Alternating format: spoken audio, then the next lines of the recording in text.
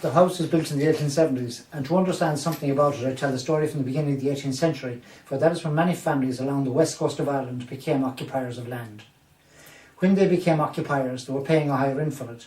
Paying a high rent, we felt we were entitled to building housing, but discovered that if we did so, there was a further tax then payable, and that tax was charged on chimneys. Many of us then couldn't afford to build a house with a chimney, so we built what were termed mud cabins and stone huts, roofed with rushes and sedge grass, where the fire was lit in the middle of the floor and the smoke then went out through a hole in the roof or out through the entrance, and was one of the reasons why we were devastated here then during the episodes of starvation.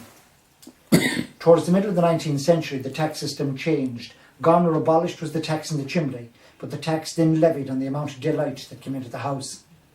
That is why we can date those houses then with some type of accuracy, because that is why the windows were built so small. It was also the meaning of the half door. That was a psychological move by people to beat the system. Putting in a half a door, they could only then be assessed on a half a door a daylight. Hence here the expression, he's a daylight robber. Towards the end of the 18th century, early 19th century, there had been a tax on glass. But for many families along the west coast of Ireland, particularly here in Mayo and South Sligo, that seemed to have been a reprieve. Because what many families here used was the afterbirth of the mayor.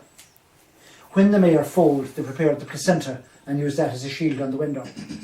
It isn't to say you could see out through it or in through it, but at least it allowed the daylight to come through and held prevailing winds and rain at bay.